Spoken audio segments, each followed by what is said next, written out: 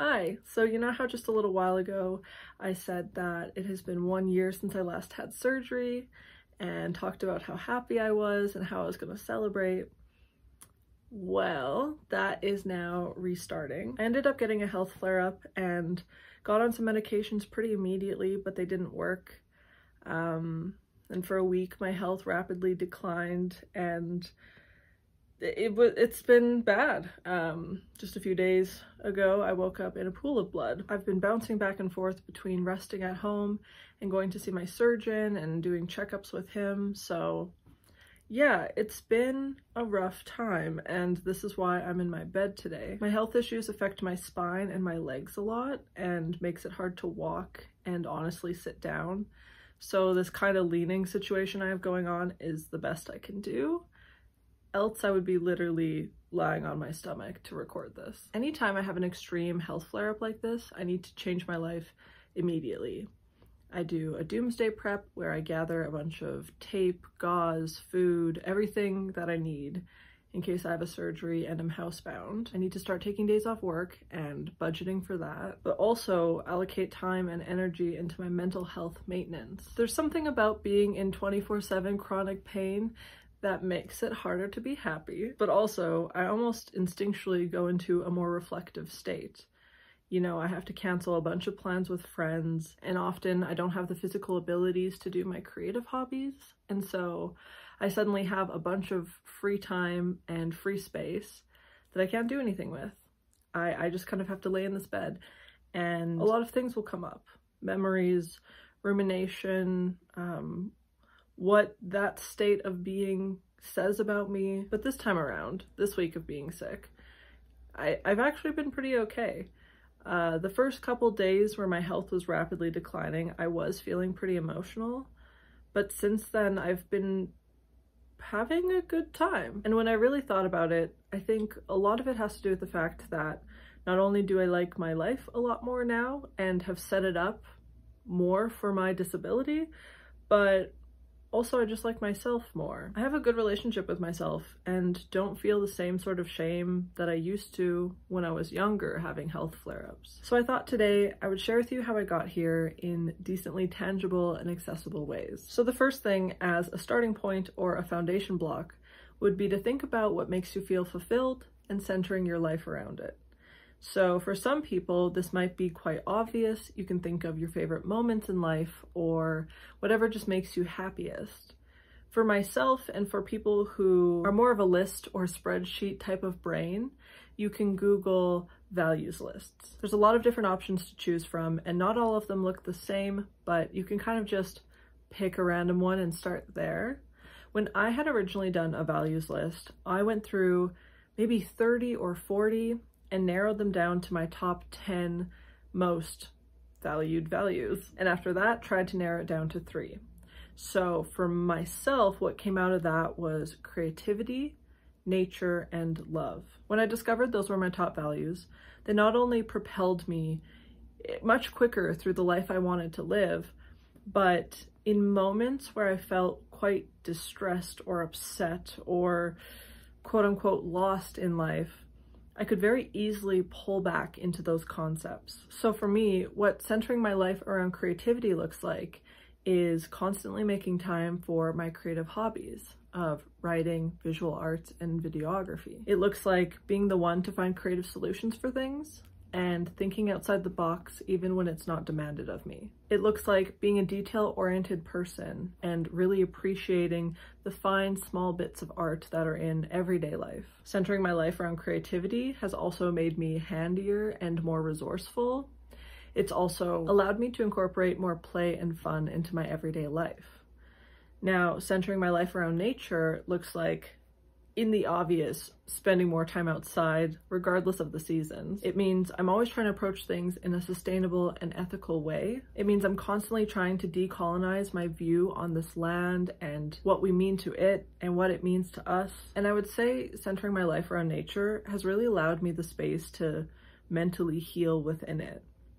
Now, when it comes to centering my life around love, I mean, that's such a huge concept. I would say love is my top value out of all in existence. The best way I can describe how love impacts my life is I try to approach everything through the question of, what is the most loving thing to do here? In tumultuous situations with my family, or abrasive societal issues, conflicts with friends, sadness with lovers, whatever it may be, I think, what is the most loving thing I can do right now for myself, for them, for the world? That phrase and that sort of thinking has really elevated all of the connections in my life, has gotten me to be very involved with the local community here and in volunteering. I feel good with the impact I'm making and what I take versus what I give. And all of that feeds so directly into self-esteem. You know, I feel quite confident in my actions and who I am, and knowing that I'm doing the best I can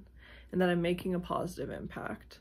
And so, yeah, creativity, nature, and love, making my life always come back to those concepts, has really curated the relationship I've wanted to have with myself for a long time. Now, the second point I want to make is to do checkups with yourself. I am constantly checking in with myself, and I would say there's 3 predominant ways I do so, all varying from different degrees of why I need to check in with myself. So the one would be a mental check-in.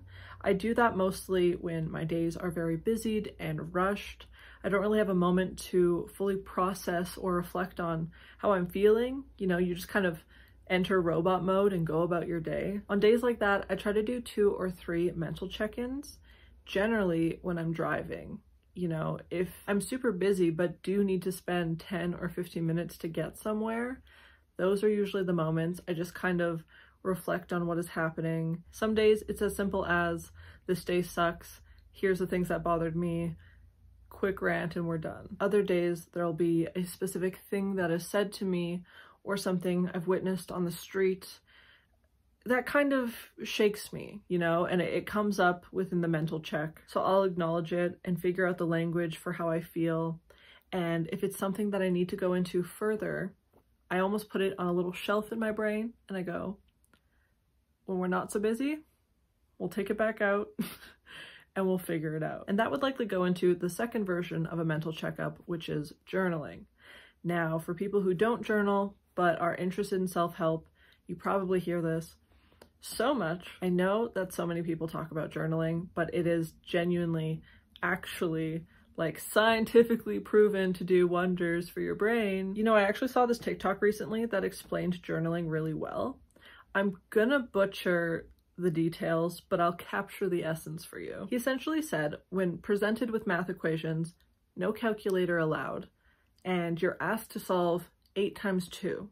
You can do that pretty easily in your head, right? 16.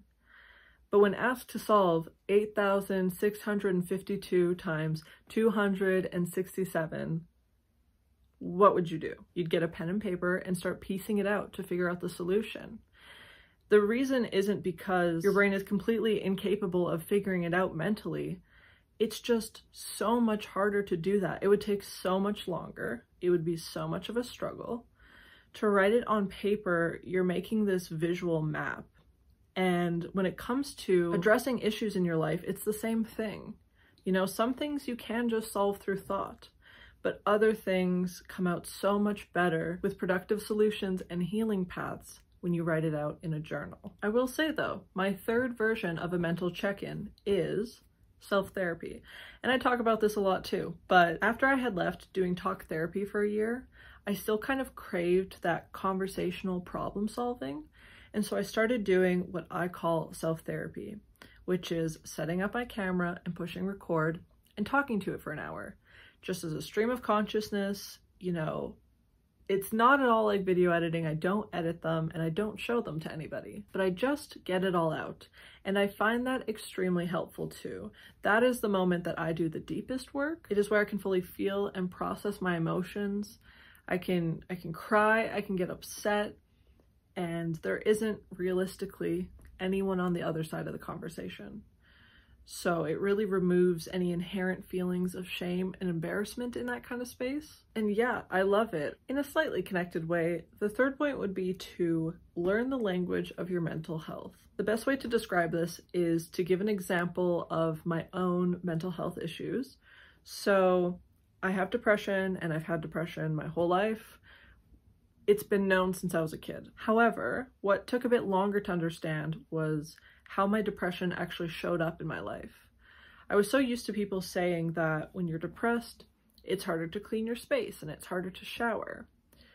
For myself, I've never found it difficult to shower. My hygiene isn't affected by my mental health, and I think a lot of it's because it affects my physical health so much that I just can't risk not being hygienic. But I just remember when I was younger, I was just thrown into spiraling thoughts, and depression didn't really creep up. It gave me a 30-second warning and was there. As an adult, there are very subtle things that come up that I realize the big sad is coming for me. And the main one is actually that I start having nightmares. And in particular, when I have nightmares for 3 nights in a row, I realize that my mental health is not good. That is the first sign for me. And then different physical things will show up, like a certain kind of fatigue. It's not a tiredness that requires sleep. It's the feeling of being burnt out or drained. But when I think about it and I go, okay, but work hasn't been that hard and I actually haven't been that busy, I realize that fatigue and that drain is coming from depression. And another example of learning the language of your mental health would be around my body dysmorphia. Part of what brought up this whole entire video was the fact that I mentioned my body dysmorphia in the last one. And so it's just been on my mind a bit more recently. And I was thinking about the changes I made in my life since the diagnosis. You know, for me, my body dysmorphia shows up in very strange ways.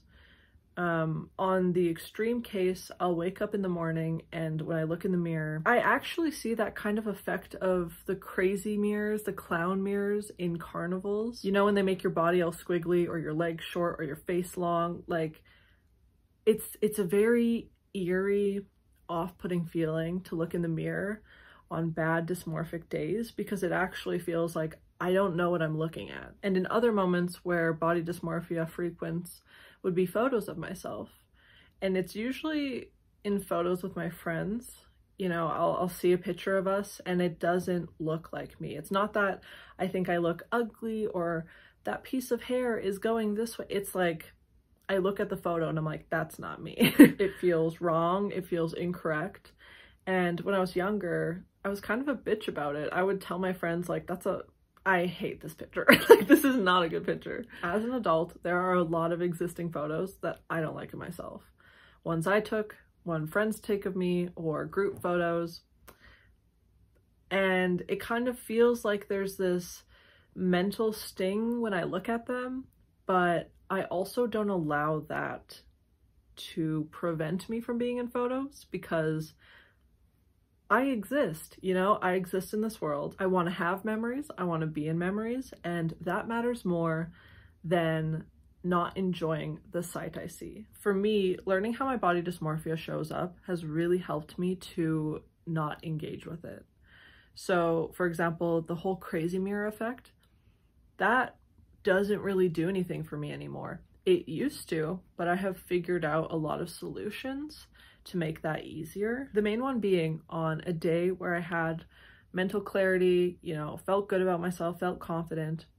I went through my whole wardrobe and I picked 4 outfits that I thought were just fucking killer, you know, not form-fitting, but flattering, comfortable, incorporated the colors I like and the textures I like. I figured out what accessories look good with it and the kinds of hairstyles that do and don't work. And because I did that, on days where I wake up and my brain is a bit more foggy and I'm having a lot of body dysmorphia related thoughts, I put on one of those outfits. Doing that doesn't suddenly change the way my brain sees myself, but it allows me to go, I know the objective truth is that I look good. Even if I can't see it right now, I know I do. Nothing has changed. My hair is the same, my face is the same, my body's the same. These clothes are too. I can recognize that my body dysmorphia is lying to me, and then I can proceed throughout the day feeling a bit better. So yeah, hopefully those examples help a little bit. The language of your mental health is how it shows up in your life, what it affects, and then figuring out a system to work with that. You don't try to ignore it, you don't try to fight it, you work with it. The fourth point is a little bit cheesy and something you might have noticed Flex in throughout previous videos.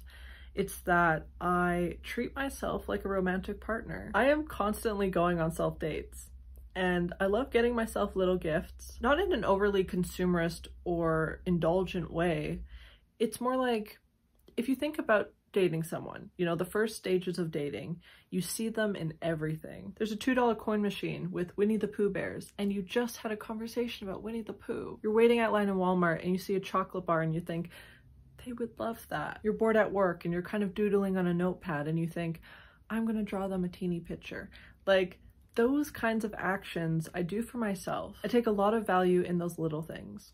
And another big one that I don't think we do enough is complimenting ourselves throughout the day. So again, if you think about the first stages of dating someone, and at some point in the day they send you a selfie and you're like, oh my God, your hair's so fluffy, you're so pretty. You see them in person and you say, you have such nice eyes. In a super riveting and engaging conversation, you think, whoa, I love their mind. So like, we should be doing that for ourselves as well. It is such a good way for us to stay connected to ourselves and appreciate our bodies. You know, let's say you are out shopping and you're holding a cart and you think, I really like my hands. I really like the way I did my nails. You're walking out and about and you make a joke to yourself and you think, I am such a funny person. Why not, you know? Romanticize yourself. And finally, the last point I'll make on how to improve your relationship with yourself is to incorporate an equal balance of discipline and compassion into your life. I feel like when you have 50-50 between the two of them, you really enter the zone of self-improvement. So starting off with the concept of discipline, I feel like right now it has a really weird vibe on the internet. It's used by gym bros or business people who are like, you have to get up at 5 a.m. or you won't succeed. Personally, I love the concept of discipline from my own lens. It's more about accountability and motivation. As for the concept of compassion, for me that looks a lot like forgiveness and grace. So when I pair the two together, I'll give you a situation and I think it should pretty well demonstrate the whole 50-50 thing. So let's say life is super busy and you're struggling to clean up your space. The dishes need to be done, the floor needs to be swept, and the laundry needs to be folded. Now, approaching this through a focal lens of discipline only would be like, I need to get this done even if I don't have the energy for it, and if I don't, I should feel bad. And approaching that situation with only compassion may leave it to never be done or done in a week or 2 weeks. And so in my life, incorporating very equal parts of both would be approaching the situation by saying, I'm giving myself 3 days to do it. That allows me 3 days to mentally prepare to do these tasks, to move things around in my schedule to make it easier on me, but to also ensure that they will get done. And that's quite a common practical example, but I do apply this rule of discipline and compassion to a lot of areas of my life. And I want to share with you something that happened recently without giving away too many details, because I think people could figure out what I'm talking about and who I'm talking about. But essentially, I was put in this situation where me and a big group of people I'd never met before were doing a thing. We were doing something. And one of the strangers was saying very weird stuff to someone in this group. Nothing inherently bad, nothing inherently mean or vicious, but the comments came across as just slightly off, just slightly not the best. And I could visually see the person receiving them not feeling the most comfortable. And so I was thinking, okay, I should probably say something, but I didn't know how to bring it up.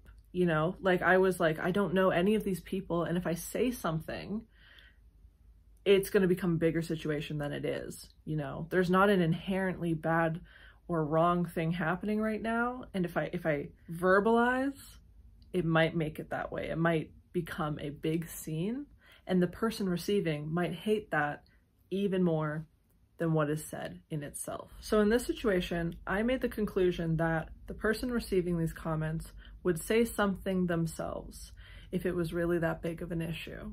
And I kind of left it at that. Now, when this event with a group of people was done and we had left it, and I was one-on-one with this person, they cried. They cried to me about a lot of things, but one of the things mentioned was the comments. I sat with this later on and started playing back the events of that day in my head, and I realized there was a small window of time, about 2 minutes, where I could have been alone with the person making those comments and said something to them directly to prevent even more from happening. And so when I realized that, I inherently started feeling bad and feeling shame and thinking like that would have been the right thing to do and I didn't do it. But then I decided to approach myself with both compassion and discipline.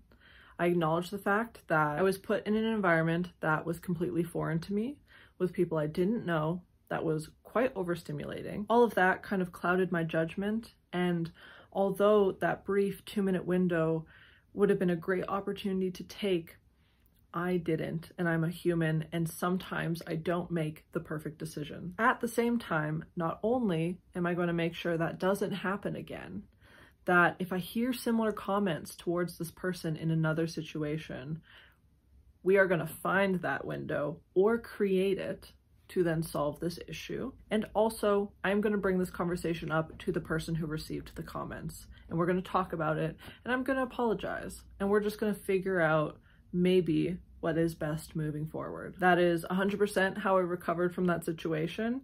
And I will just say, right, like, this wasn't anything extreme. There was no like hate crimes or anything going on. It wasn't that crazy.